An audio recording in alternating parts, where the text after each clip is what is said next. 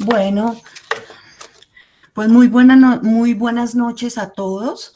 Les agradecemos realmente su participación en este cuarto y último conversatorio de este ciclo que hemos organizado para hablar sobre patrimonio edificado en el marco de nuestra convocatoria actualmente abierta de la Maestría en Conservación del Patrimonio Cultural Inmueble.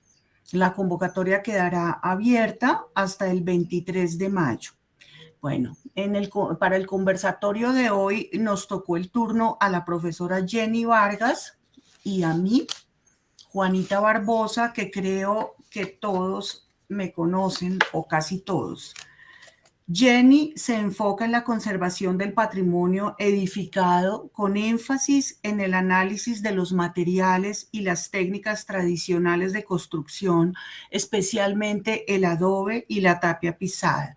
Por supuesto, los materiales y las tradiciones constructivas no se pueden estudiar si no entendemos a las comunidades que a lo largo de la historia las han usado y transmitido de generación en generación hasta el presente. Yo me he dedicado a entender el desarrollo de la historia y la teoría de la conservación en el tiempo y cómo se aplica en el campo profesional para tratar de verificar si en nuestro país existe coherencia entre pensamiento y práctica. A esto hemos dedicado gran parte de nuestros esfuerzos, lo cual no significa que podamos establecer o darles certezas para actuar en el campo de la conservación del patrimonio cultural inmueble, sino simplemente proporcionarles razonamientos que han ido madurando continuamente con el tiempo y la experiencia a partir de nuestra formación y puntos de vista.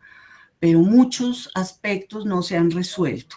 Decidimos titular nuestro conversatorio así: la valoración como determinante del proyecto de intervención para conservar el patrimonio edificado. Valoración e intervención. ¿Por qué? Porque sabemos que valorar es el punto de partida para reconocer los bienes que conforman el patrimonio cultural en general y el patrimonio edificado, que es nuestro campo específico de trabajo. Si valoramos y queremos conservar, estamos enfocándonos en cómo hacer para que el patrimonio edificado sea parte del entorno de nuestras vidas en el futuro y enriquezca la calidad del ambiente urbano o rural donde pasamos nuestro día a día. No hablaríamos de conservar si se tratara solamente de entender lo que pasó en el pasado. Conservar, es lógico, significa enfocarnos al futuro. Valoración e intervención. Porque si hablamos de intervención, nos estamos centrando en el proyecto que formulamos concretamente para recuperar una determinada edificación o un lugar. Hablamos de proyecto y obra de construcción, seguramente obra especializada, pero proyecto y obra de construcción. Pensamos que sería enriquecedor conversar sobre todos los aspectos de valoración que entran en juego cuando se toman decisiones para tocar la estructura física, espacial y formal de un bien que se ha ido modificando con el paso del tiempo y ha adquirido significados que engrosan la percepción sensible que podemos tener sobre un objeto material construido, incluso si se vuelven inconvenientes. Un bien cultural que reconocemos, como sabemos, se declara con un acto legal y entra a formar parte del patrimonio cultural inmueble colombiano o específicamente del patrimonio regional o local. Valoramos una edificación o un lugar para tratar de entender si sus características, su historia, su significado como cualidades de nuestra cultura derivadas de la diversidad de las comunidades que habitamos nuestro territorio nos permiten resaltarlo en ese amplio panorama de lo que existe, del ambiente construido, sea en la ciudad, en el campo o en ámbitos naturales supremamente diversos. Construir un juicio crítico, porque valorar es eso, es una aproximación razonada al conocimiento de un determinado objeto de estudio para entenderlo y orientar cómo conservarlo en el futuro, depende de nuestra capacidad de profundizar equilibradamente sobre todos los aspectos que determinan la permanencia de la arquitectura y de los lugares. Depende, sobre todo, de poder transmitirlo adecuadamente. Pero la valoración, como cualquier aproximación de carácter cualitativo, es relativa. No puede ni será jamás plenamente objetiva, porque sería un contrasentido. Así intentemos orientarla e incluso existan métodos para calificar numéricamente y definir si algo tiene valor o no. No todos pensamos igual, ni tenemos las mismas posiciones, aunque pertenezcamos a un grupo social o a una comunidad en particular, con ideas y comportamientos que nos acercan, porque tenemos un mundo propio que casi sin darnos cuenta acoge ciertos rasgos de identidad comunes que van a marcar nuestro desarrollo, a particularizar lo que producimos y a imprimirle el carácter específico que tiene nuestro ámbito colectivo de vida, pero no significa que pensemos de la misma manera y tengamos la misma posición con respecto a la posibilidad de conservar un bien cultural o desecharlo.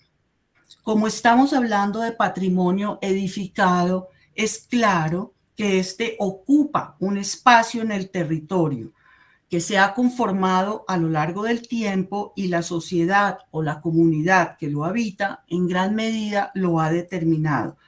Quiere decir que identificar los vínculos del lugar con el tiempo y las personas que lo habitan o han estado allí o llegan es parte fundamental para entender cómo podemos valorar un bien cultural que se busca conservar. Porque valorar el patrimonio edificado no es algo inmediato, no es natural, ni siquiera para los que nos dedicamos a este campo, sino es el resultado de un proceso de conocimiento y análisis que se enriquece permanentemente o incluso que se puede desdibujar con diferentes interpretaciones y lecturas. Y en esta charla no vamos a considerar la valoración manipulada cuando se da de acuerdo con los intereses de los gobiernos, las instituciones o incluso de los propietarios y las comunidades. Aprendemos a valorar la arquitectura, la ciudad y el territorio y lo transmitimos. Valorar el patrimonio edificado es analizarlo, interpretarlo, confrontarlo, entenderlo. Es definir cómo conservarlo. Sin duda, las expresiones de nuestras culturas que consideramos parte del patrimonio inmaterial que han tomado tanta fuerza en el presente siglo y con razón, son naturales en las comunidades y en los modos de vida. Su valoración, o sea, la valoración del patrimonio inmaterial es casi inmediata porque toca con el efecto del sentimiento y del afecto. Para conservar el patrimonio edificado, podríamos decir que existen dos líneas principales de acción si simplificamos el discurso. Una es la protección y la otra es la intervención. La protección se orienta a conservar con medidas y acciones que no tocan la estructura material del bien, pero guían, incentivan la apropiación y refuerzan la valoración. Instrumentos como los inventarios, actividades con fines educativos, espacios dedicados a enseñar a apreciar, como los centros de interpretación, son parte de las iniciativas de protección. La intervención, en cambio, se orienta a recuperar la estructura arquitectónica, tanto la estructura física, espacial y formal, como la simbólica, o sea, busca la lectura integral del bien cultural, toca y modifica la materia del bien. La materia es el soporte que sostiene y da forma al espacio que se habita y funciona de diferentes maneras con el paso del tiempo. Para proteger el patrimonio edificado podemos valorar de manera general y en ese marco llamar la atención sobre aspectos particulares de cada bien cultural edificado que lo sitúan, lo individualizan y lo diferencian. Esta aproximación valorativa la encontramos, por ejemplo, en las fichas de inventario o en las declaratorias. El Ministerio de Cultura buscó la forma de tratar de orientarnos a valorar los bienes culturales e incluyó, como sabemos, en un decreto normativo los 10 criterios de análisis que nos permitirían concluir si un inmueble determinado tiene valor histórico, estético y o simbólico. Pero esta valoración, ¿cómo nos ayuda a determinar realmente la propuesta de intervención?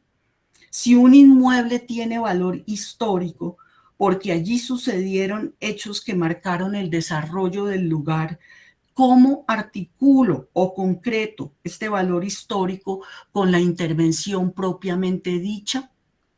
¿Cómo puedo definir si es justo liberar a la edificación de un agregado que disturba su apreciación como arquitectura, pero que le ayuda con su funcionamiento porque le da más área de uso? ¿O cómo vamos a restaurar una estructura de cubierta que está afectada, por ejemplo, en un 50% del área, si me baso en que el edificio tiene valor histórico? ¿Cómo conecto valor histórico con la decisión que tengo que tomar para restaurar esa cubierta? Si esa estructura de madera no se ve porque hay cielo raso en los espacios, ¿la reemplazo? ¿Reconstruyo la mitad en mal estado? Y si esa estructura es un ejemplo técnico particular que casi no se encuentra en la actualidad, ¿la restauro? Pero si esa estructura de cubierta está en una casita antigua, en un barrio histórico, es lo mismo que si se trata de una casa monumental o de un teatro. ¿Cómo definimos qué hacer para recuperar esa estructura material que es el soporte de la imagen consolidada de una edificación o de un lugar a lo largo del tiempo, si la valoración simplemente nos ha dicho que la edificación tiene valor histórico o estético o simbólico o los tres? ¿Qué significa el nivel específico? ¿Qué significa eso a nivel específico? Bien lo afirmaba François Choët cuando nos hablaba del desarrollo del patrimonio en Francia y decía: querer y saber clasificar los monumentos es una cosa, saber después conservarlos físicamente y restaurarlos es otro asunto que descansa sobre otros conocimientos. El proyecto de intervención para conservar o restaurar un inmueble se basa en el conocimiento profundo de su estructura arquitectónica integral, que conjuga el tiempo y las huellas que le deja con lo material y lo inmaterial. Para definir la propuesta, la valoración detallada es fundamental y se convierte simplemente en el dominio que se debería tener sobre el inmueble para entenderlo y definir cómo tocarlo.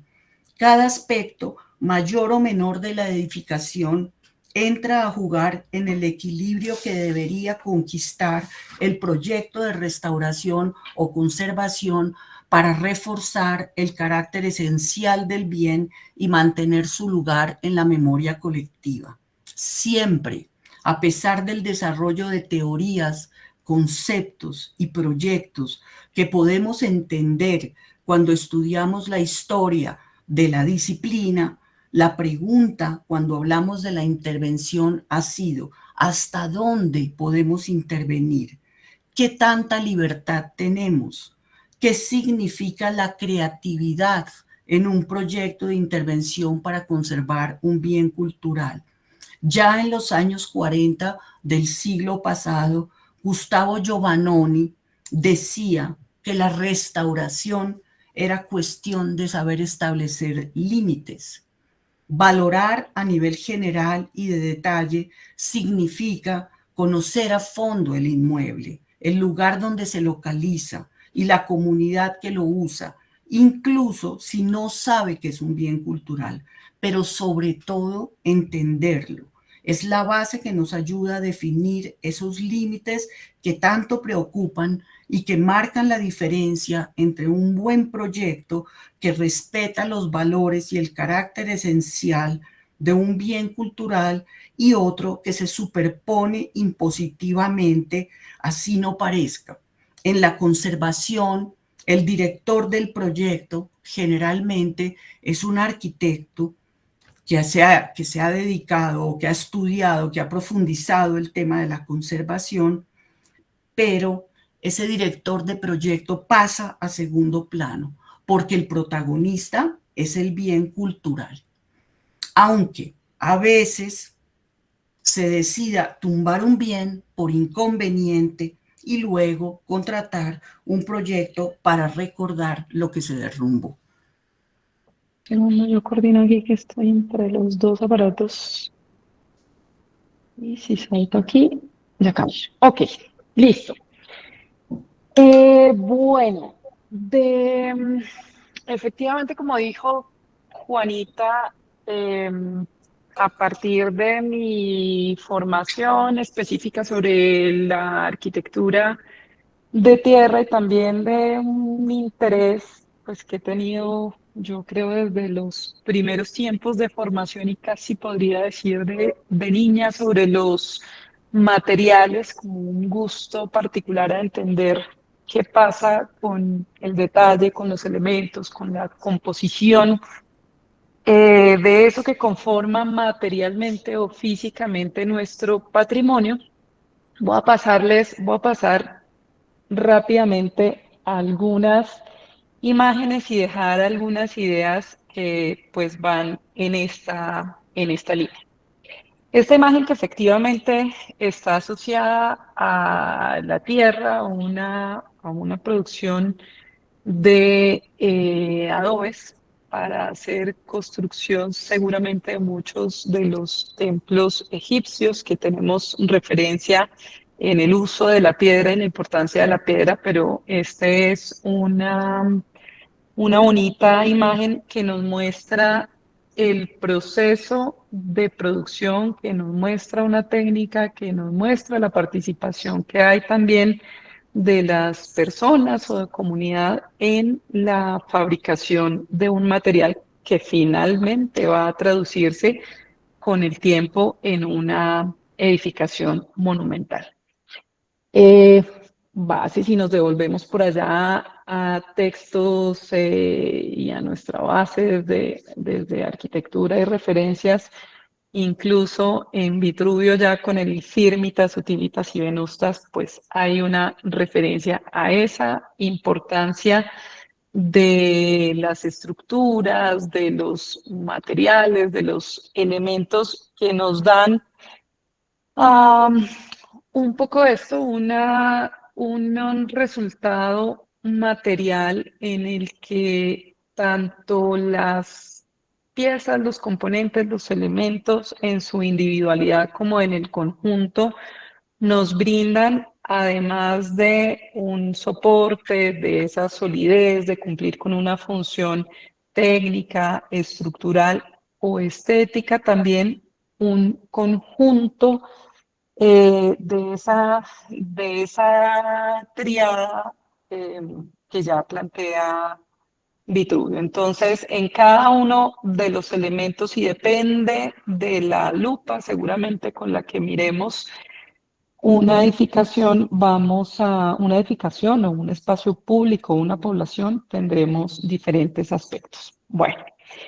Entre técnica y tecnología vamos a tener algo y es el paso del tiempo. Aquí hay unas ilustraciones sobre la tapia donde tengo por un lado el material, por otro lado tengo una técnica, pero puedo tener en el tiempo también un cambio a nivel de tecnología, es decir, en un mismo material, en un mismo sistema, yo puedo reconocer en una edificación también que en ese análisis y en esa valoración específica que yo realice tenga un componente de evolución tecnológica, como en este caso entre una tapia tradicional y una tapia con un sistema industrializado y una compactación neumática.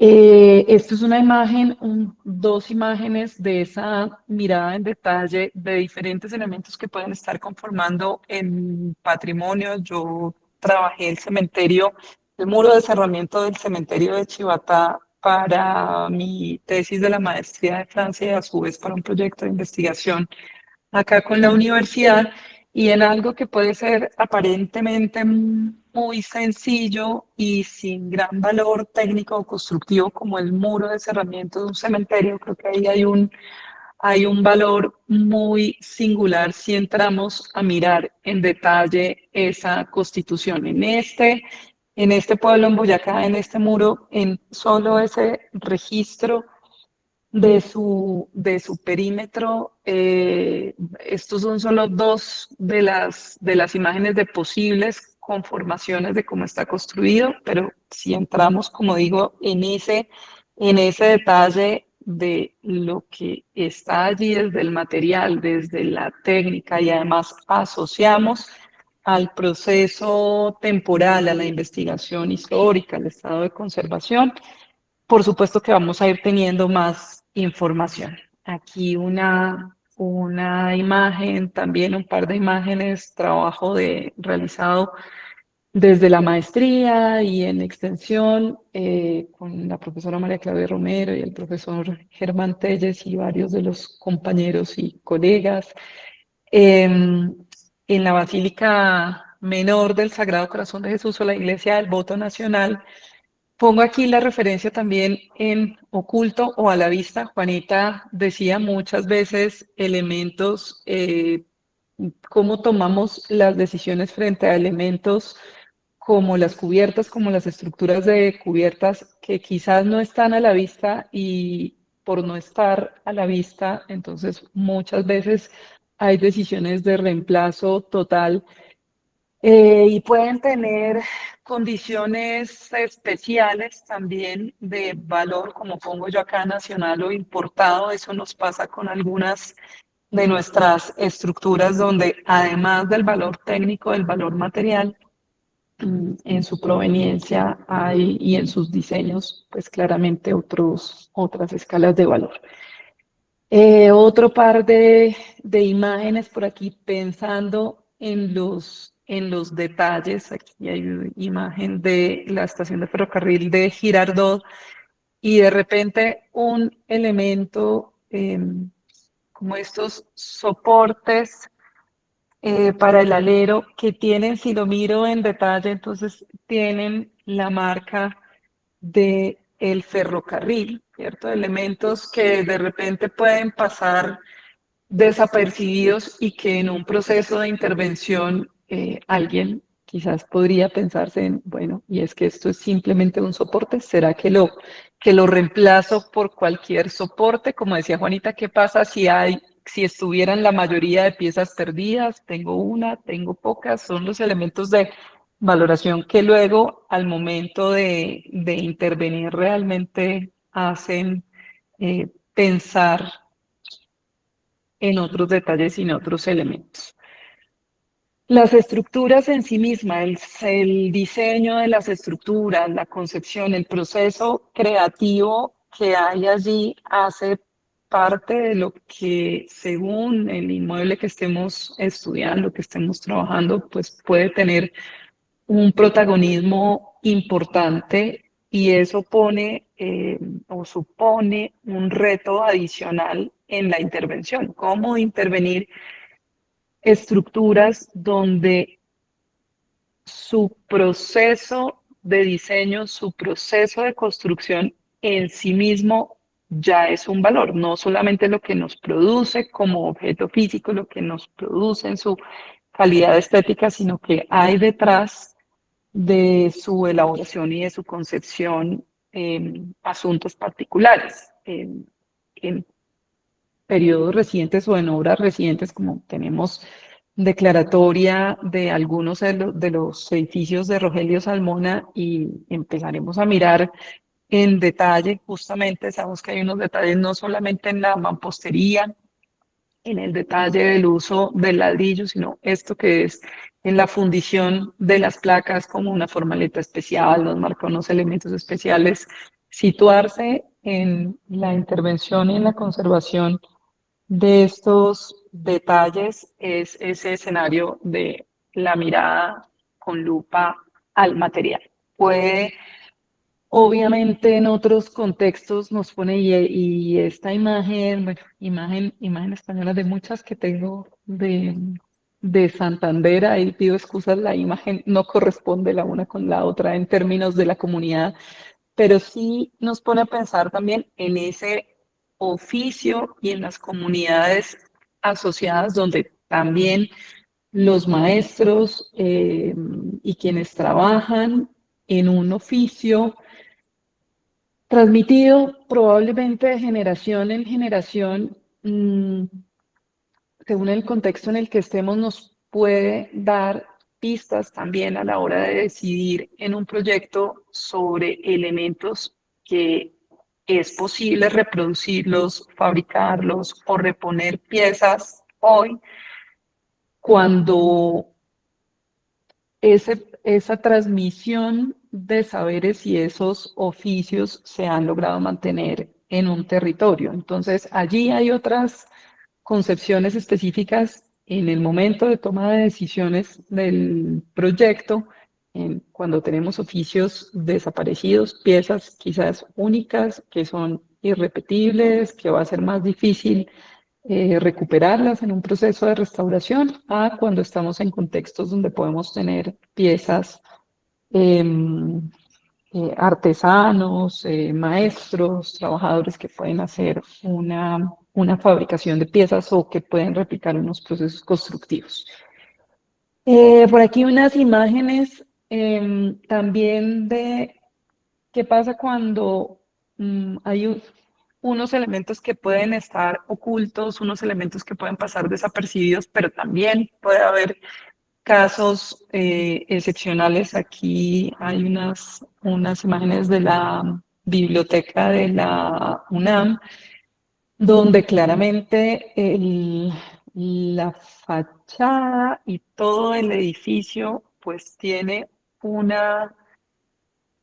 valor excepcional, unos atributos muy singulares que están en buena parte asociados a cómo el artista finalmente involucra con todo el proceso creativo del edificio mismo, del inmueble mismo, el uso de los materiales y el uso de una técnica. Entonces, si me acerco en este caso al uso de los materiales, estos vitrales con este onix ámbar, como el trabajo de un material me puede permitir en su transformación generar unas calidades espaciales que seguramente en su intervención aquí parece muy evidente, ¿cierto? Muy importante eh, digamos, lo contundente que es este elemento y este material en el espacio. Distinto es la reflexión cuando los edificios van perdiendo piezas y van teniendo unas transformaciones. Esto es de los detalles del mural de la fachada, donde efectivamente la búsqueda de estas rocas, de estos fragmentos provenientes de las diferentes regiones del contexto del país, pues sin duda ponen una mirada o nos permiten esa reflexión también desde el uso de los materiales.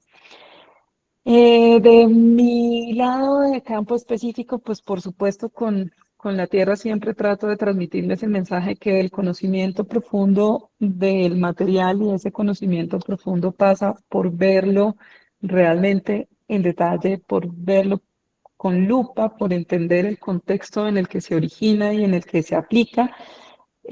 Nos permite dar respuestas adecuadas técnicamente en los procesos de intervención. Entonces también hay un llamado a esa responsabilidad que tenemos con la intervención de los lugares.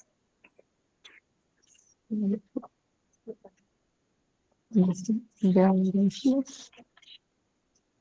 Bueno, esto desde este campo específico, entonces finalmente ese conocimiento, estudio, análisis de las técnicas, ¿para qué? Como decía Juanita, desde la valoración, cuando hacemos la valoración en los términos generales, en los criterios generales que nos plantea incluso la ley o nuestros referentes y cartas internacionales, ¿qué hacemos? ¿En dónde hacemos ese punto de entre valorar y conservar finalmente para hacer una intervención adecuada?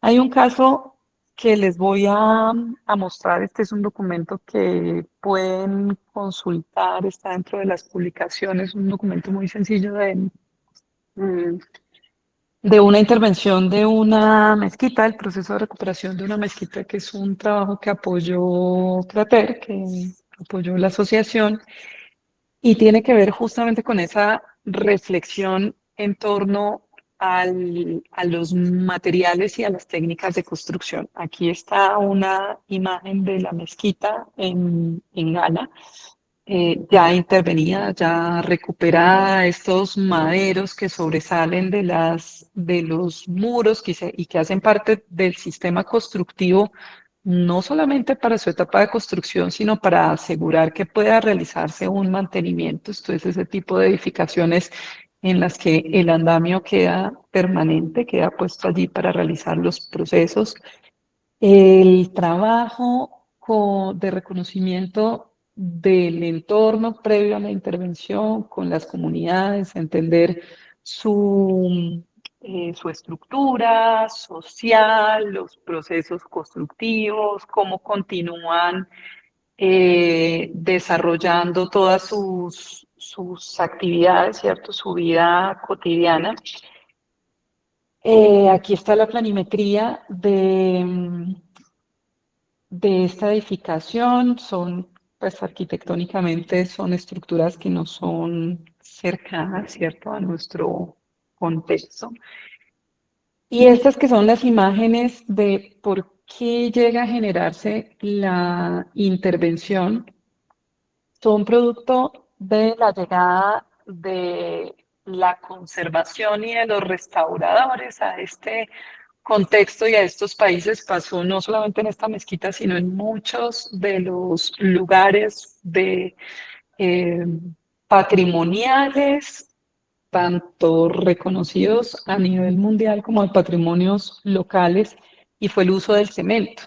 Les decía que estas maderas que sobresalen allí son parte del sistema constructivo para que dentro de la tradición y dentro de ese saber local, luego de cada periodo de lluvias, se hacía la reposición de los pañetes.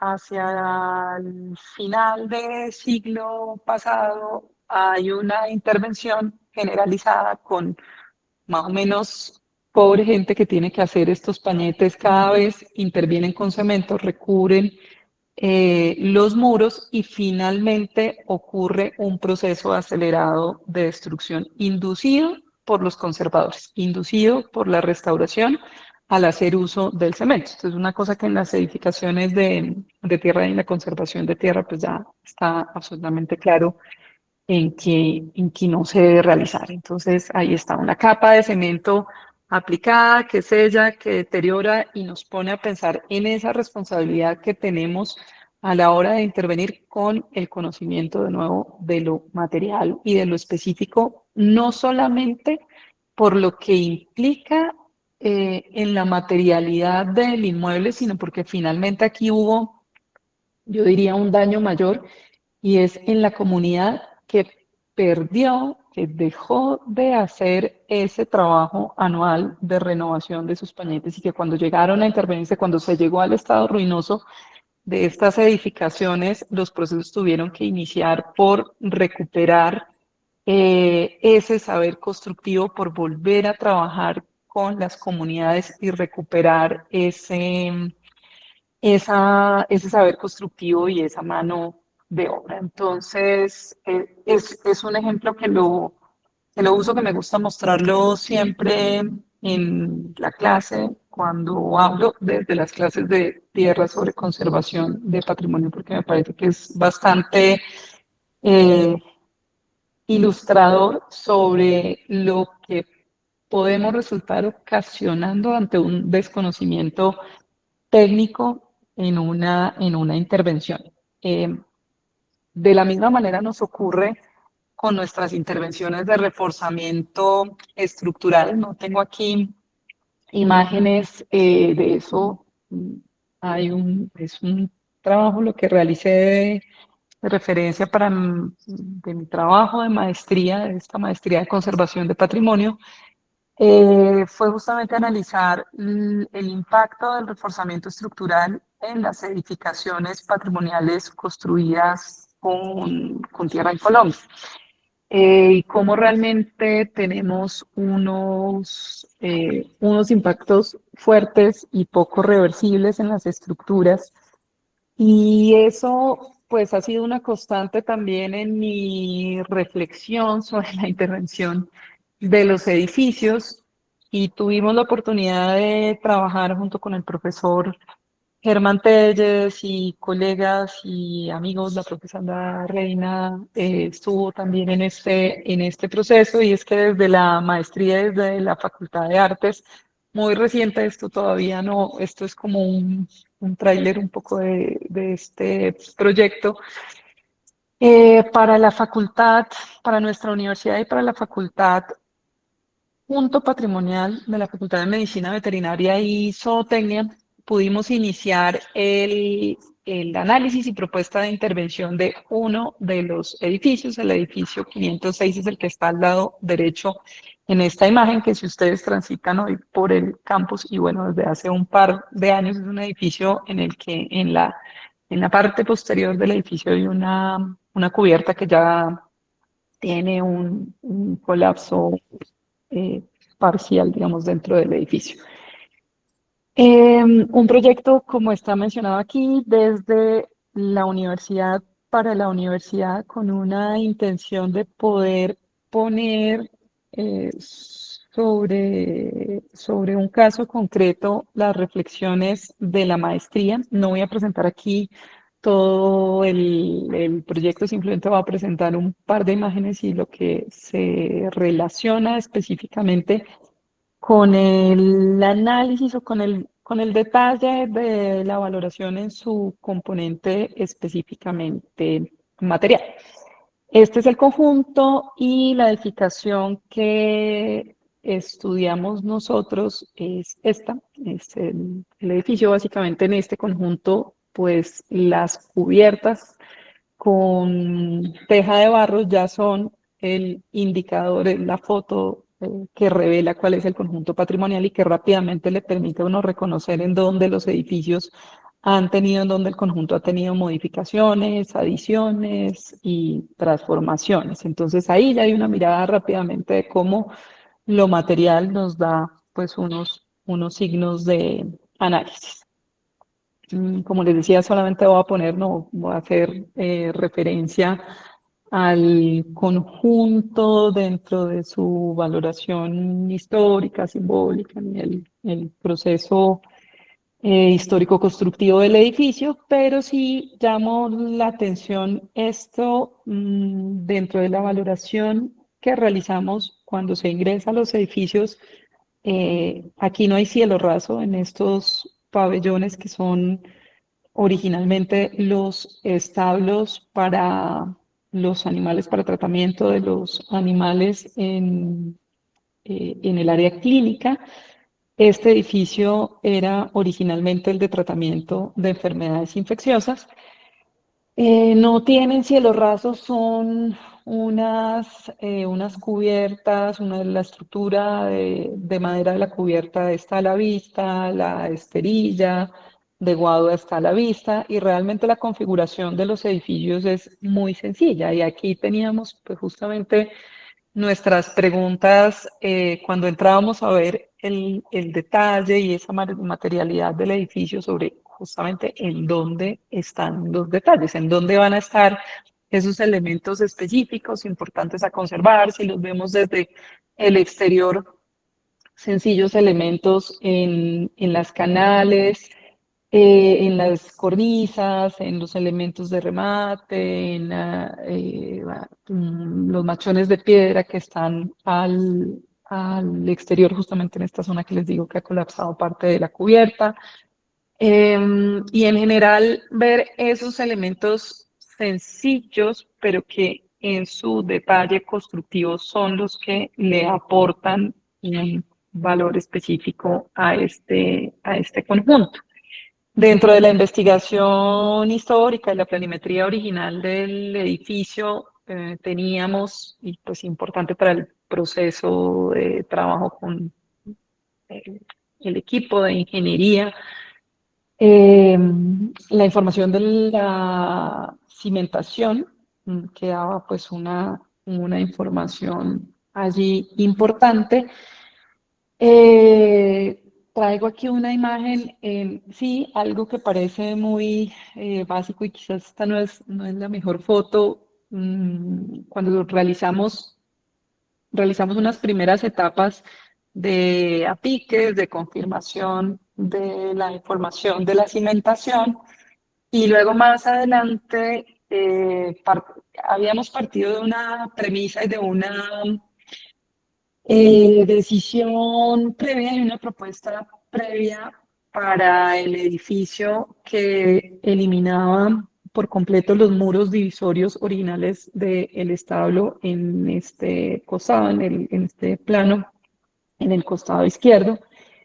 Y poco a poco dentro de ese volver a ver el edificio una y otra vez y en cuáles son los detalles, finalmente resultamos definiendo y comprendiendo, no, los muros es estos muros que parecen sencillos, que parecen un- cualquier muro divisorio, son no solamente parte de la estructura espacial del edificio, sino que además en su materialidad también nos dieron unos aportes y unas luces muy singulares sobre el edificio. Por ejemplo, aquí en la imagen de la derecha, haciendo esta exploración, esta pique para ver la cimentación del muro divisorio, nos apareció la confirmación de este elemento que es unos tacos de madera, un piso de madera, que lo encontrábamos en los planos originales, obviamente en la transformación del edificio hay unas capas de cemento y unos recubrimientos y en parte una losa que se ha fundido sobre estas maderas, pero que hacen parte en la concepción inicial del edificio sobre un detalle que resuelve el tránsito de los animales, el manejo de fluidos, seguramente, y que, bueno, nos puso también a reflexionar desde el detalle lo que estábamos viendo del edificio. Elementos que nos generaron reflexión, discusión, volver a analizar, a comprender de cara a la intervención, como decía la profe Juanita, ¿qué pasa cuando ya tengo que tomar la decisión de intervención? ¿Qué pasa cuando la propuesta estructural nos dice hay que intervenir muros, hay que intervenir elementos estructurales? Y empezamos a tener un encuentro con un momento, además de lo principal que está allí con estos muros, con la estructura, con la fachada, con la cubierta. Dentro de los elementos que tiene este edificio están estos comederos, los comederos y los bebederos que tenía el edificio. Y este pues es uno de ellos, cambia en las dos salas del edificio. Y entonces, ¿qué pasa con la intervención estructural? Hacemos una intervención en la que sencillamente estos elementos se demuelen y los volvemos a construir, se demuelen, no los ponemos, o podemos pensar la intervención estructural de otra manera. Ahí estamos. En eso no voy a presentar el detalle, solamente por aquí una imagen de las que están digamos, en proceso aún de este proyecto, pues terminado por parte nuestra, pero todavía en proceso de trámites de aprobación y finalmente de desarrollo. Y hay una imagen, aquí dejo la imagen de la izquierda en lo que hay hoy en el edificio, en la mirada que podíamos tener del edificio lleno, saturado, como bodega, convertido en depósito, a pensarle otras maneras, en ver qué elementos podemos tener, qué elementos son importantes a conservar y de repente algo que parecía no, para muchos como las puertas de los corrales, cómo es que se puede llegar a una conservación al menos parcial de estos elementos. Es, como les digo, en desarrollo, pero Juanita me ha pedido incorporar, empezar a incorporar esto que es importante porque viene pues de las reflexiones de lo que vamos desarrollando a partir de la maestría. Bueno, eso por este lado. Eh, Imágenes, ya dejo de compartir, ¿cierto? Sí.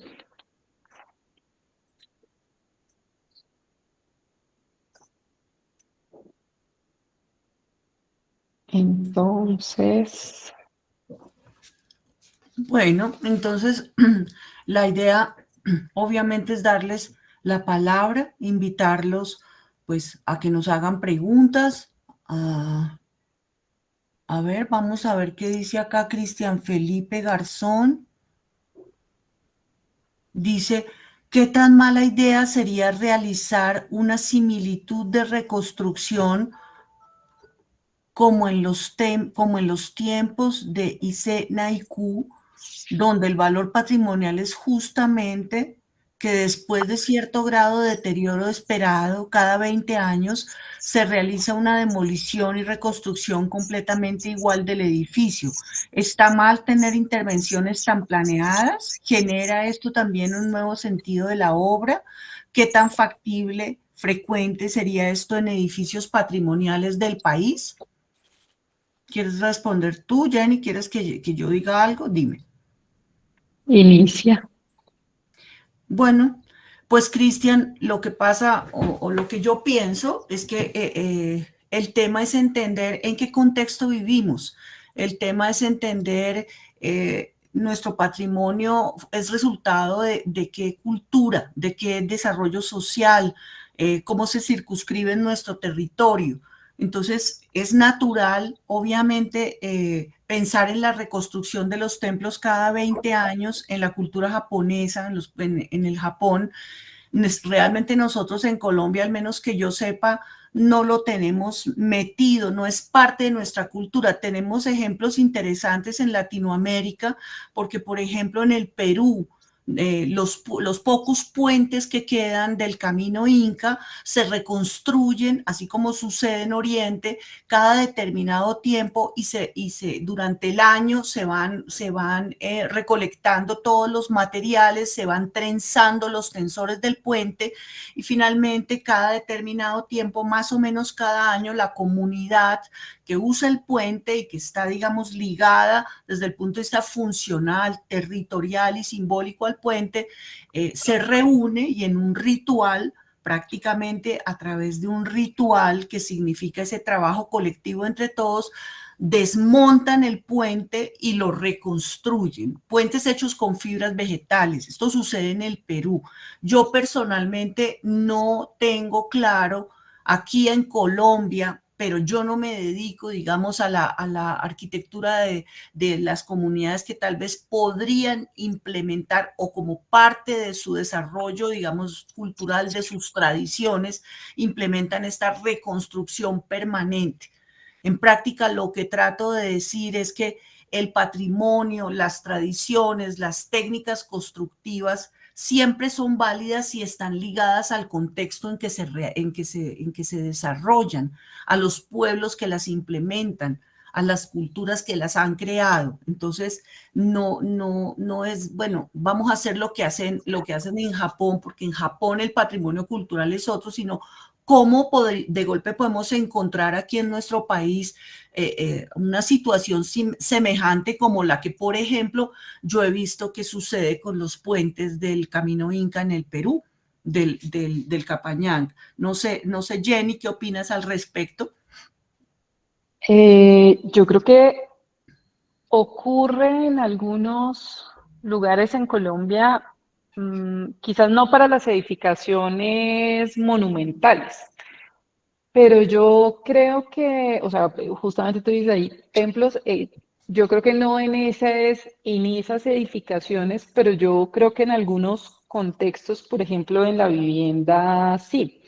No logré ponerles aquí imágenes, pero también de los trabajos recientes. Estuvimos haciendo un inventario y valoración de patrimonio en Sucre, en La Mojana, y en algunos de estos lugares donde hay tradición constructiva. Y bueno, yo desde también en un momento me tocó estando desde el Ministerio de Cultura esta ola invernal dura de 2010 y 2011.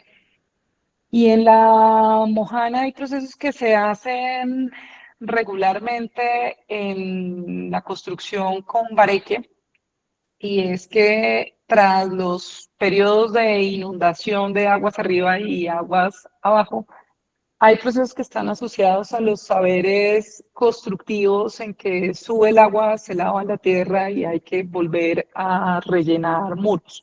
Se ha ido perdiendo, sí, pero se hace, por ejemplo, con las cubiertas vegetales, con las cubiertas de palma, se hace, pues de alguna manera ahí hay un proceso, digamos, no de reconstrucción total del inmueble, pero pues sí el uso de los materiales naturales y que tienen una cierta fragilidad al intemperismo y al medio natural, de cierta manera obliga a que haya unos procesos de cambio completo del material.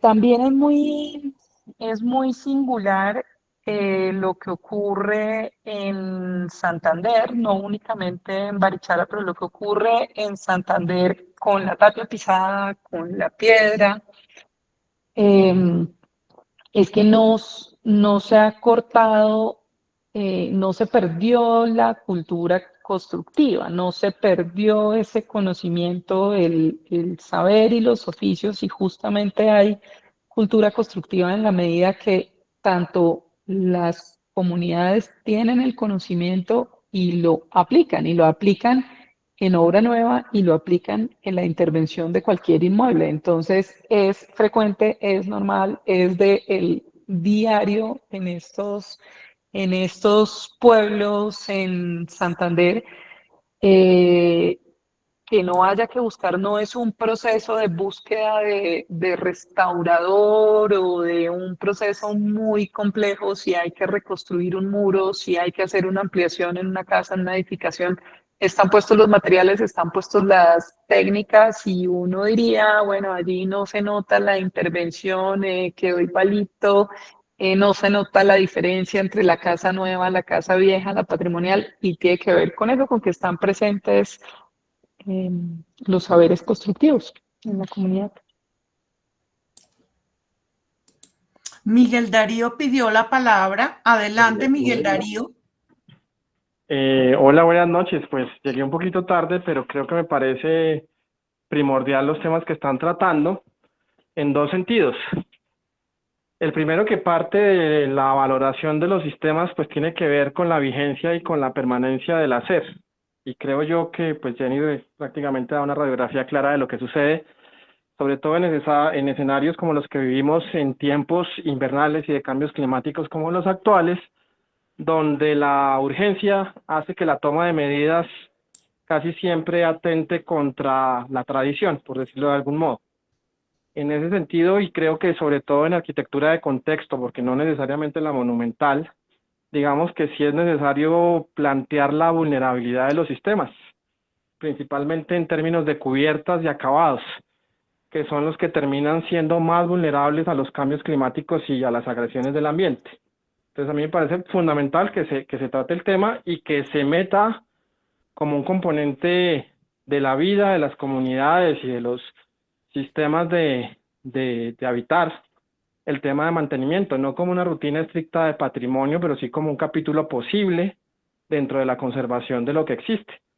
Hoy tristemente creo que el balance en términos de pueblos de tierra, exceptuando como los más notables entre Barichara y otros de Santander, pues es un poco dramático porque las cubiertas de muchos inmuebles, no necesariamente los más monumentales, están súper afectadas y ya se habla de demoler una cantidad de unidades en sitios que podrían ser representativos.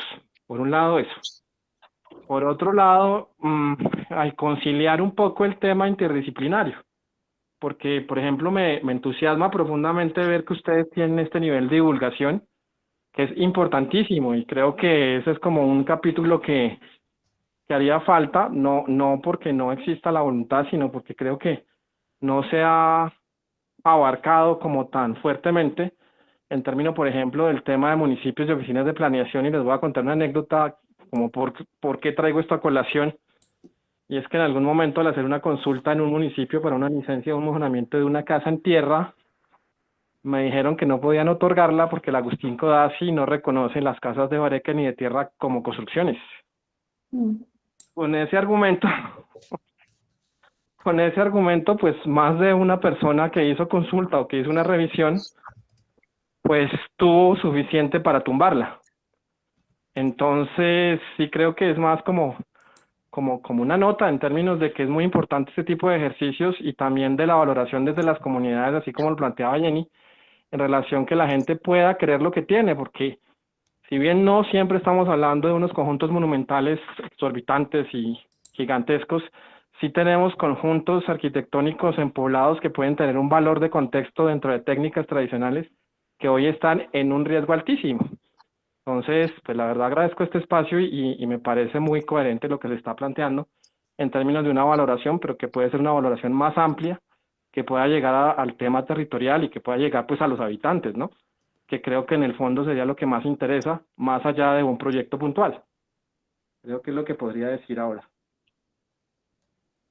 Bueno, voy a leer lo que dice Alberto Amaya Ibáñez. Él dice, personalmente visité, por ejemplo, el Colegio Salesiano de Manizales, que era en Bareque y patrimonial. A pesar de que se hizo una valoración importante, se intervino y aunque la intervención de la madera fue excelente, se resolvió reemplazar casi todo el muramen por paredes de concreto, con lo cual el edificio está allí, pero me parece que ya no tiene ni la calidad espacial ni de textura que tenía en su origen. Por lo que supe, se tomó tan desdichada decisión, dizque por problemas de tiempo. Y ahora leo lo que dice Elizabeth Acero Matallana. Valorar un inmueble, entre otros, podría significar sentir como propio, como algo que tiene una historia con la que me identifico, me encuentro, me da respuestas y me hace preguntas, no solo de manera personal, consciente e inconsciente, sino también de manera plural a la comunidad que lo posee, lo contempla o de pronto lo ha olvidado y abandonado.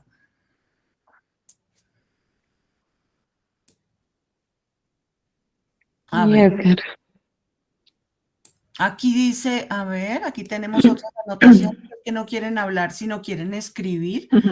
Edgar Enrique Duarte dice, los valores son fundamentalmente productos de la mente humana.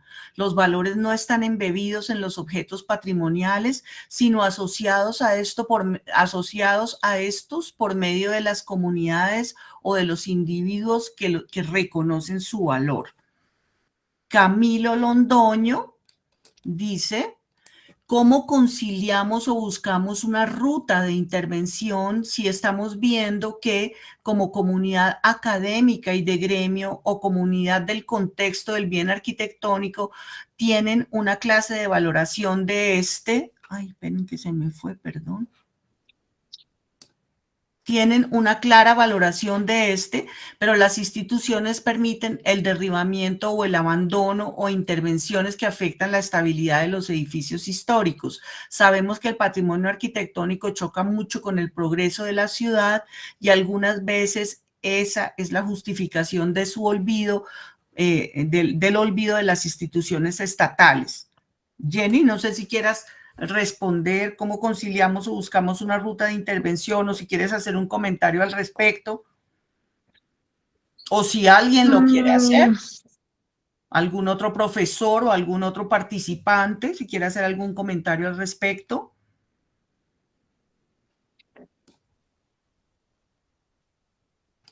Bueno, Camilo, pues yo pienso, mientras Jenny piensa o los otros profesores nos ayudan o los otros participantes, pues yo pienso, Camilo, que ese camino de la conciliación, digamos, ha sido lento.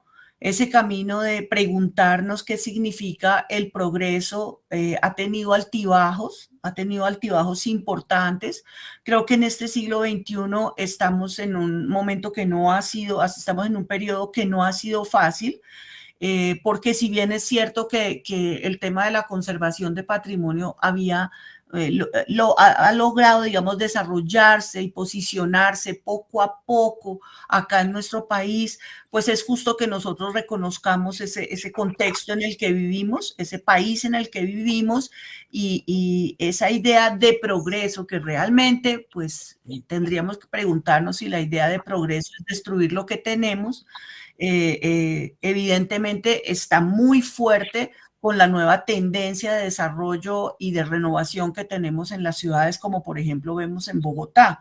Pero bueno, lo que pasa es que nosotros vivimos en un país que no armoniza sus planes, que está siempre permanentemente presionado por miles de intereses particulares, institucionales, gubernamentales, políticos, y simplemente nos tenemos que mover ahí en el medio, seguramente pues con mucha afectación para el patrimonio, porque el patrimonio edificado pues ocupa un espacio en el territorio y por lo tanto pues obviamente con cualquier decisión gubernamental de un plan, con cualquier plan de ordenamiento territorial, con cualquier instrumento, pues va a poder seguramente verse afectado. Pero yo no lo vería tan negativamente. Sí, la situación no es fácil, pero pues siempre se va mejorando poco a poco, siempre se va avanzando en el camino y pues todo depende de lo que nosotros hacemos. No sé si Jenny quiere decir algo o si le doy la mano a Darío Sisa, si le doy la palabra.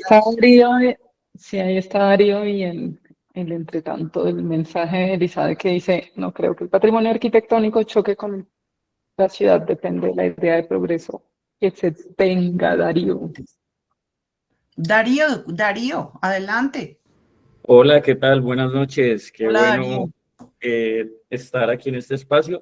Pues yo concuerdo mucho con lo que dice Juanita y pues en este tiempo me he dado cuenta que es más como la disciplina del oficio que nosotros tenemos o la responsabilidad social que nosotros tenemos de hacer presencia y de sensibilizarnos y es un ejercicio netamente de sensibilidad con la comunidad y así como con la comunidad de hacer una visibilización que es política sin rayar con la politiquería, que es la manera de buscar la gestión, hacer caerles en cuenta a las personas que se encargan del desarrollo, de las ideas de progreso, de que este ideal de progreso esté orientado justamente a un punto de partida de lo existente y a una construcción más comunitaria, ya cuando la gente pues entiende lo que tiene o se apropia de lo que tiene, de cierta forma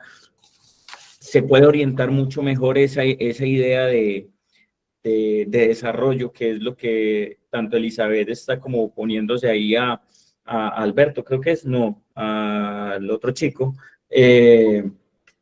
pues ahí ya como que va comenzando un proceso de gestión, y esos procesos de gestión no son cortos, pero pues son una lucha que nosotros desde la conservación del patrimonio cultural inmueble considero que debemos de dar para mejorar tanto la concepción como la operatividad o el desarrollo sin desconocer lo que tenemos.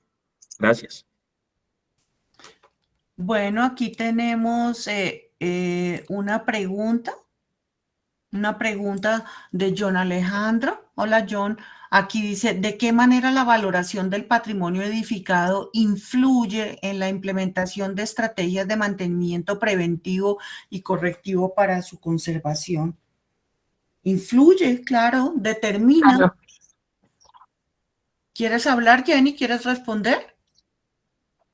No, pues obviamente es la base de lo que se Claro. defina, de lo que se defina en esos planes justamente. No sé si quizás el comentario vaya un poco en la misma línea de lo que planteaba Camilo, de cómo superamos un poco desde la academia o desde los mismos planes a que efectivamente se haga la implementación de los mantenimientos, lo que hablaba Miguel Darío hace un instante.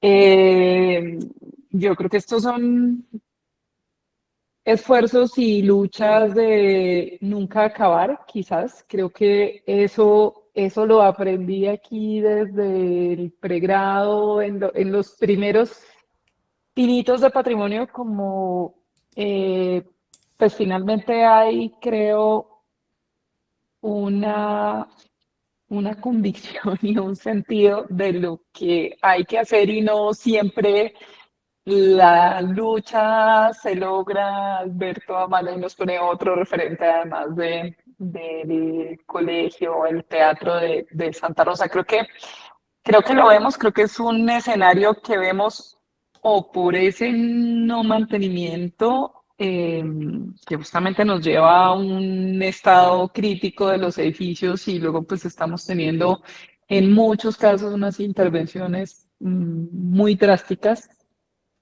Am, Creo que lo que nos corresponde es tratar de superar, y es mi insistencia cuando pongo esa serie de imágenes y de referencia del ver con lupa, también tiene que ver con estudiar y con estar nosotros mismos mejor preparados, mejor dispuestos, mejor argumentados, quizás también con mejores argumentos para analizar, para presentar, para defender incluso las ideas en medio de la formulación de los proyectos o del seguimiento de los proyectos o de la definición a quienes están del lado de las instituciones que les corresponde adelantar, no sé, las licitaciones, los proyectos y demás.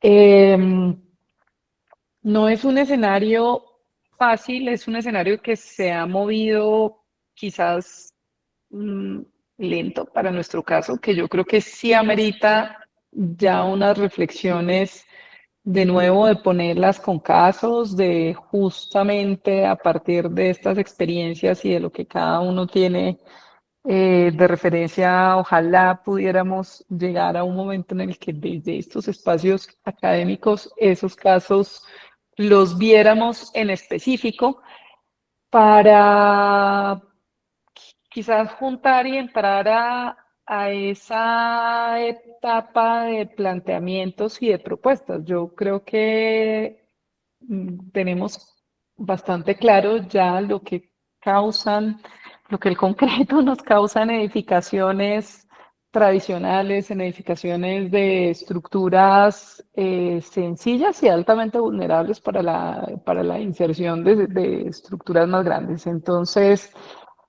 creo que espacios de esta característica que ojalá lográramos mantener, nos permiten y creo que nos obliga a empezar a construir planteamientos ya más específicos también en modo propositivo, pero partiendo de ese conocimiento y esa mirada en detalle.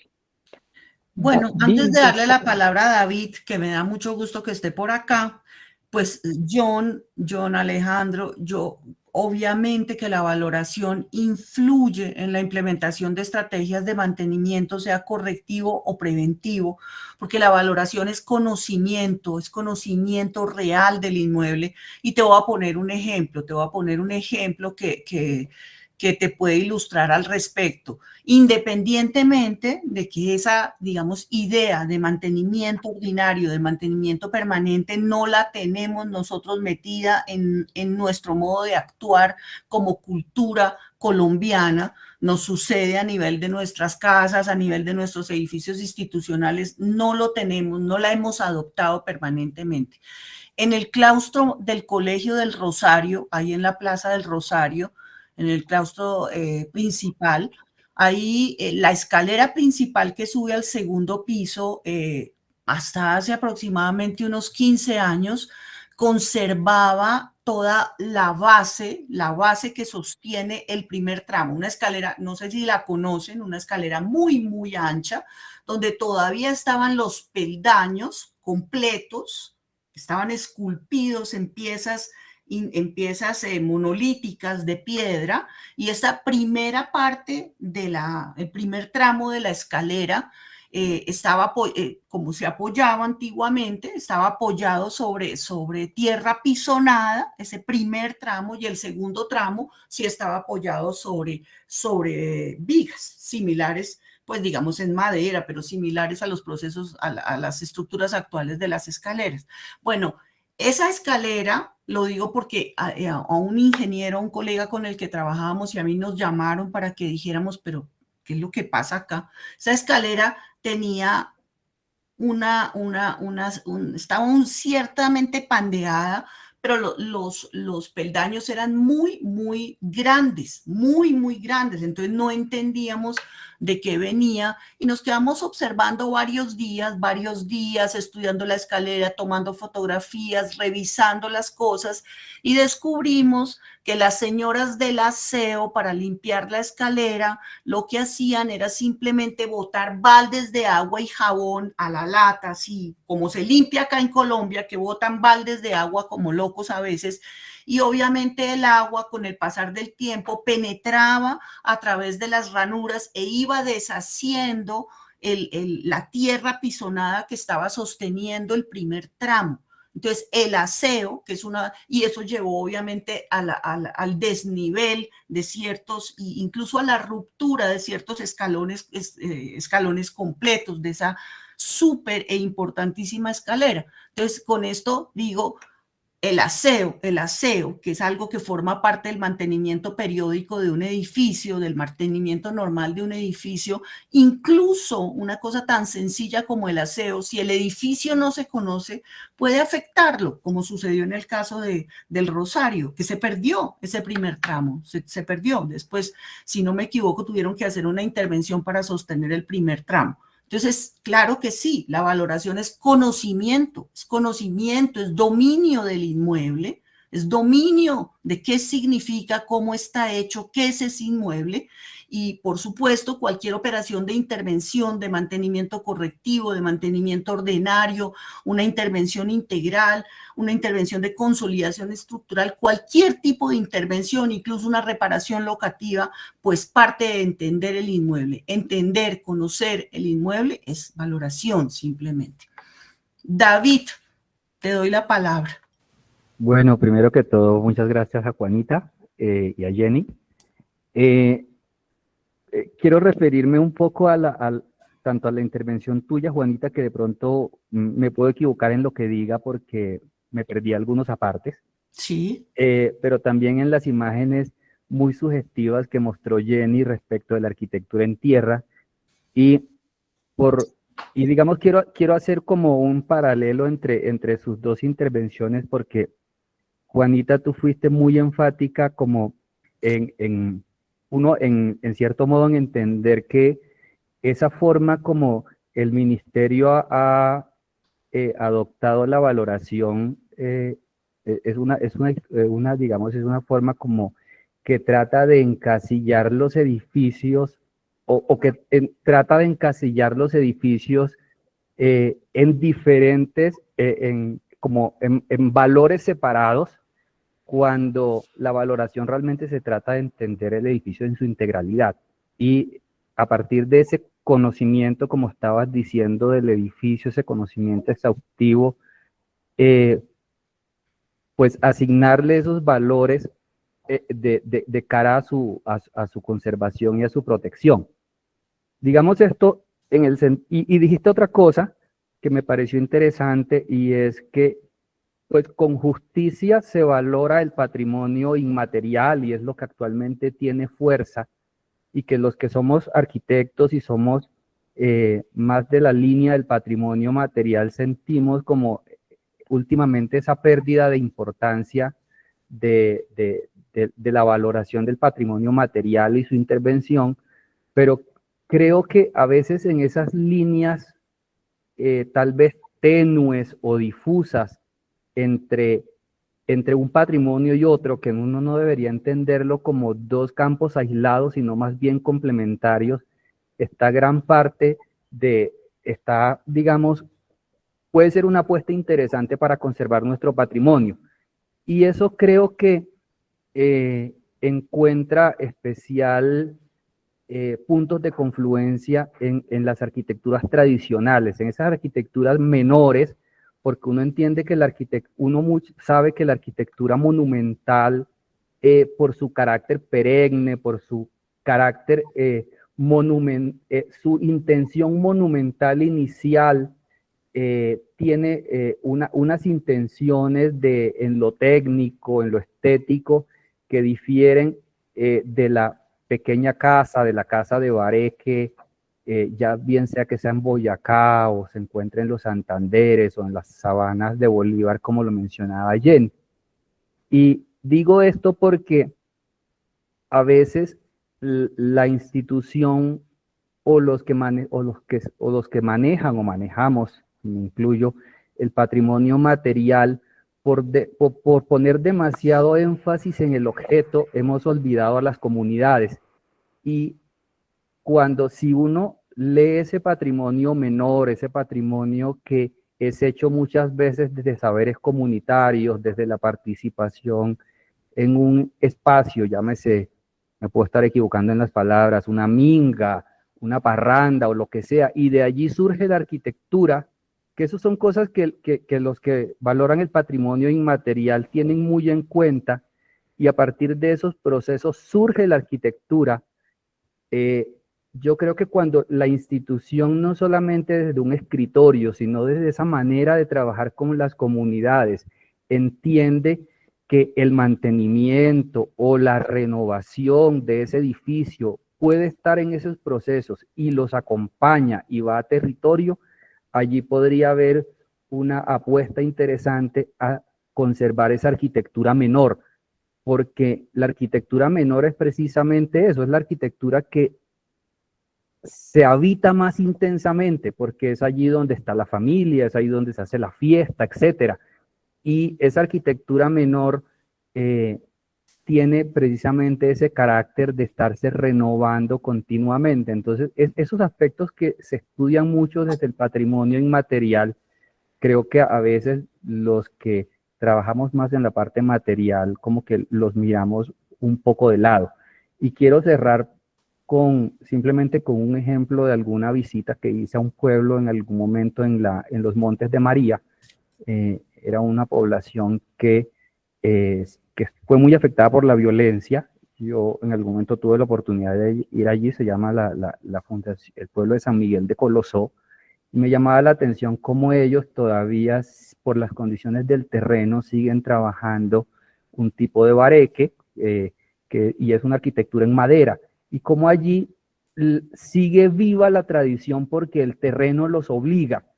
Y así como uno encontraba casas que pueden ser de finales del 19, maravillosas, también tienen una iglesia que se cae por unos problemas estructurales, todavía la comunidad sigue por fuerza de las circunstancias haciendo casas en madera. Entonces creo que ahí encontraba yo una forma maravillosa en que lo material y lo inmaterial están sumamente e íntimamente ligados. Y creo que en medio de esta batalla, en la que desafortunadamente lo material ha perdido discusión y termina muchas veces en discusiones por las ramas que no son políticas, sino politiqueras, a veces actuar de maneras estratégicas nos podría llevar a abrir la reflexión en torno a cómo conservar nuestro patrimonio. Muchas gracias, David.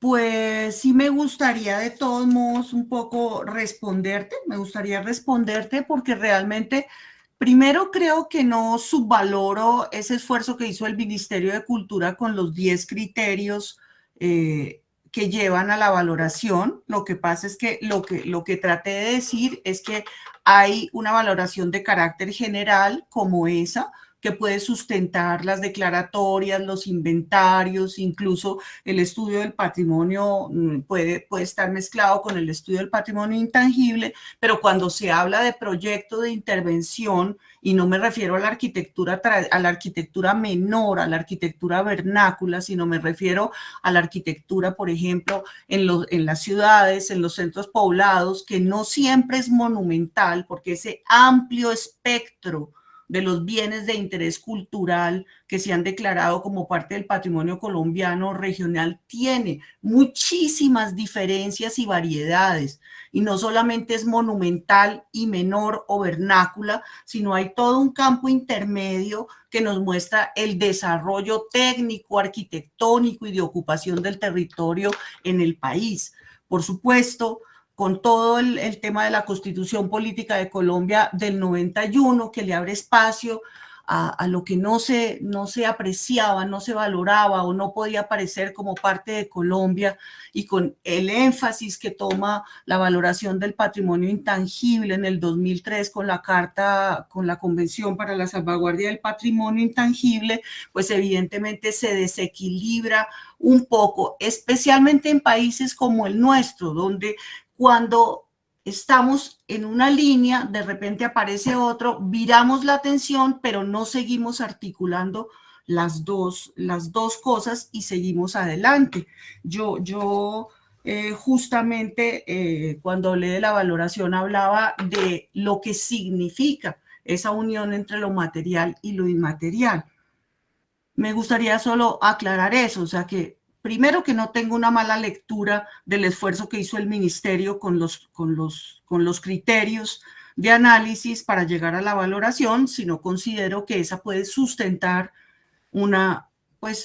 medidas de protección, es una valoración general que ya cuando se llega al proyecto de intervención, la valoración se debe volver más bien casi que un conocimiento exhaustivo, casi que ese conocimiento exhaustivo natural es al mismo tiempo valorar en ese sentido. Y sobre lo de intangible y tangible, tal vez cuando yo lo digo, a veces parece que choca, pero no creo, porque los arquitectos no trabajamos para conservar los edificios, ni trabajamos para construir edificios. Los arquitectos siempre, incluso de patrimonio o no, siempre hemos trabajado para darle un mejor espacio de vida a la gente. Siempre hemos tenido en cuenta ese componente de la sociedad, de las diferentes comunidades.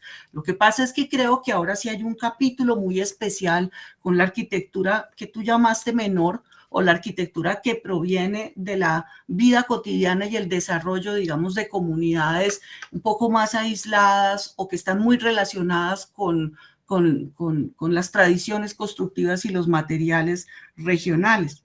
Pero no quisiera que olvidáramos que no solo se trata de monumental y patrimonio de tradiciones constructivas de comunidades aisladas, sino que hay un término medio muy grande que es el contexto que unifica todas nuestras ciudades, nuestras principales ciudades.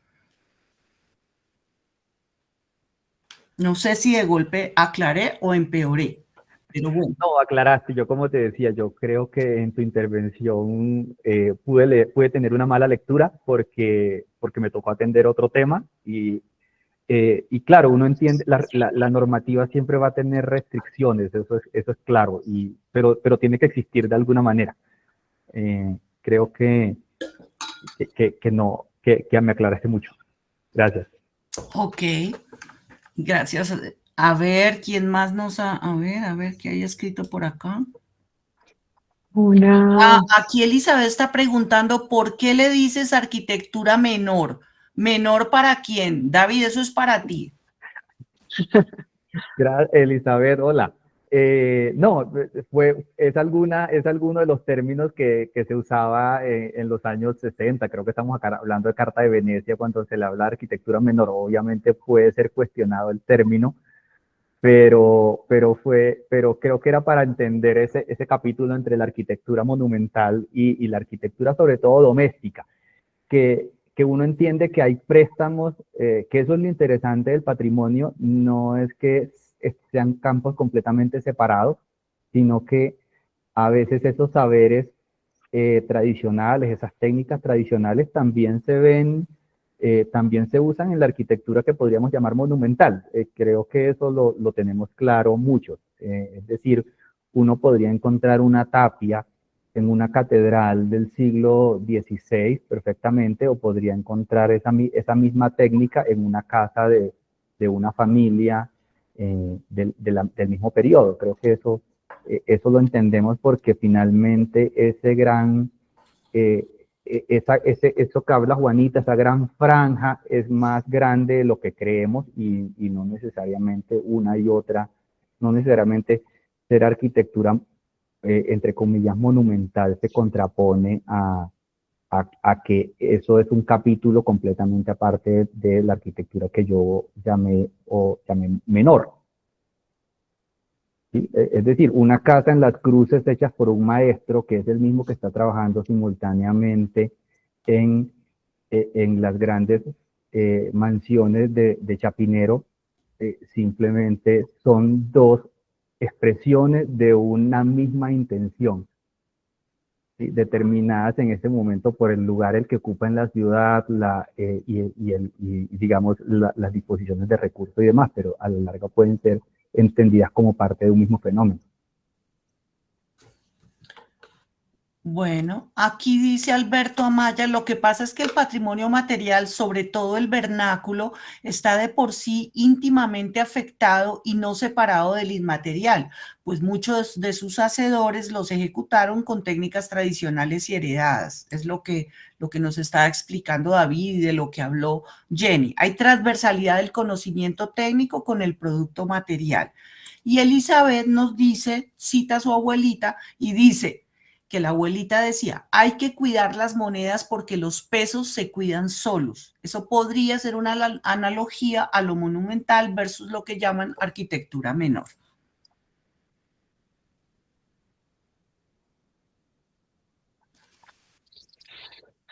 Bueno, creo que buen nivel de reacción. Bueno, Hay aquí. todavía Lida tenemos ahí Zambrano. un ratico. Lida dice, en el proceso de valoración los actores involucrados son pocos. El individuo que valora, el objeto que se valora, su historia y su estado actual. Y se llegan a un conocimiento profundo de lo que finalmente se valora, lo cual se ve reflejado en los extensos documentos de diagnóstico y valoración de los estudios técnicos. Pero en el proceso de intervención siento que hay una dificultad con lo que se definió inicialmente en la valoración, en parte porque acá intervienen más actores, ¿sí? El propietario, el promotor, la comunidad y factores como el presupuesto, el uso al que se destinará el predio, etcétera.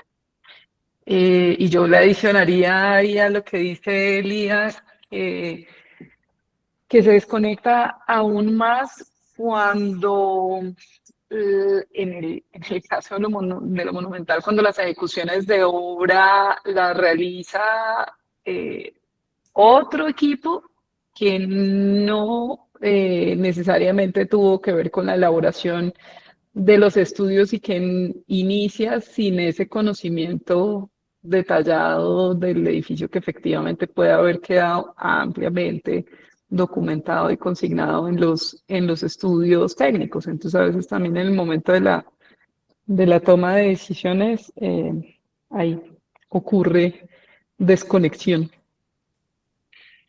Sí, pienso de todos modos que las normas, por ejemplo, las normas son un ejemplo claro, porque si bien es cierto, pues que tienen que existir, que tienen que guiarnos, que tienen que guiarse los procesos, pues las normas son incompatibles entre sí, y si hablamos, por ejemplo, estrictamente de la NCR 2010 o del, no sé, o de RETILAB o de de los estándares, por ejemplo, para la educación, pues en general, podríamos decir que nosotros las normas, incluso los planes, como los planes de ordenamiento territorial, no los definimos a partir del conocimiento del panorama donde se van a aplicar. Entonces, evidentemente, chocan. Entonces, aunque valoremos ciertas partes, por ejemplo, no sé, valoremos el comportamiento dinámico, por ejemplo, de una estructura, porque el edificio está en buen estado o porque su estructura todavía tiene un comportamiento que es posible conservar, que es posible mantener, porque además forma parte de esa esencia del mismo edificio y de la técnica que se llevó adelante, pues la norma dice que no se puede, porque pues la norma está pensada o fue pensada, la primera desde 2008, pues para las construcciones nuevas, pero sobre todo nunca se pensó, nunca se revisó el panorama en el que se iba a aplicar. Es lo mismo que sucede cuando se revisa el plan de ordenamiento territorial o los planes. No revisamos el panorama de donde vamos a aplicar las cosas. Sucede en todos los ámbitos de nuestro país. O sea, cuando se hace una reforma académica en la Universidad Nacional, no se revisan particularmente las necesidades de los diferentes posgrados ni las opiniones de los diferentes grupos docentes, sino se establece una norma que no identifica ese panorama. Entonces, claro, eso crea evidentemente eso que yo llamo una incoherencia entre la valoración, la teoría y el proyecto a nivel de intervención.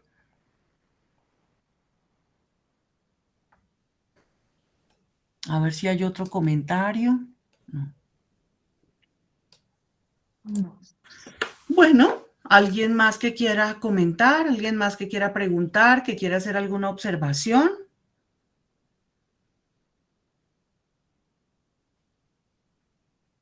Bueno, pues entonces creo, no sé qué opinas, Jenny. Ah, David. No, ya es simplemente que recuerdo que por iniciativa de Jenny en la maestría se hizo un primer encuentro en Calle del Sol y que los que somos de la maestría y después se hizo uno segundo en el edificio de posgrados, pero ya no hemos vuelto a hacer, que hacen falta. David, ¿quieres organizar? David, te quiero informar, y aquí va a ser testigo Marcela, nuestra asistente de coordinación, que está metido dentro de nuestro presupuesto el tercer encuentro de egresados.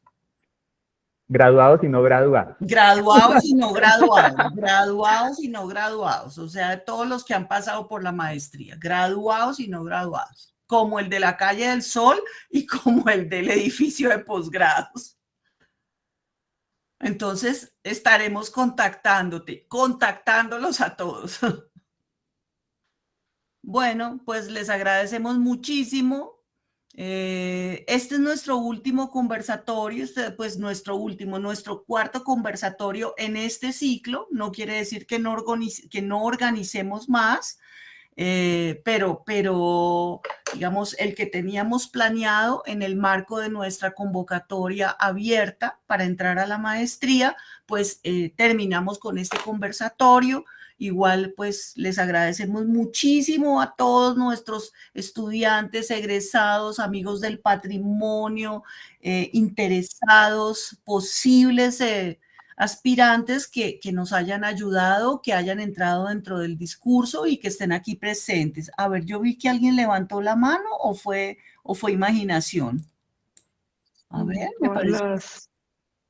No, todas las reacciones, manitos. Bueno, es que vi como que, a Demás. ver.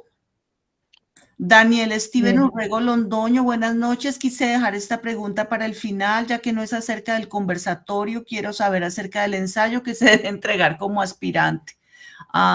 Si quieres me mandas el correo y te respondemos, Daniel, que yo ya le respondí a otro aspirante al respecto. Listo, muchas gracias, muy amable. ¿Te parece? Bueno,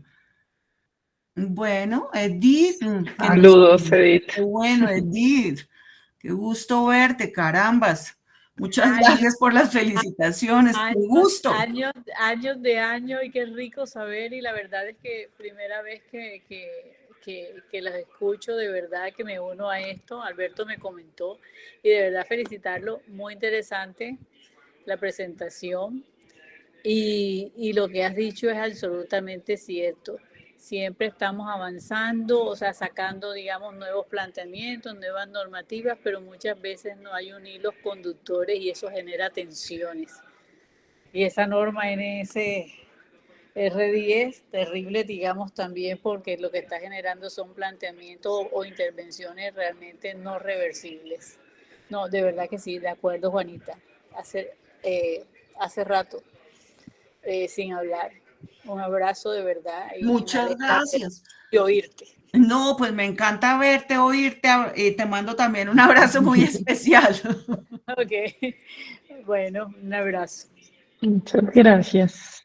Bueno, entonces buenas noches a todos. Los invitamos a que se vayan a descansar, a comer, a pasar rico, a meterse en la noche.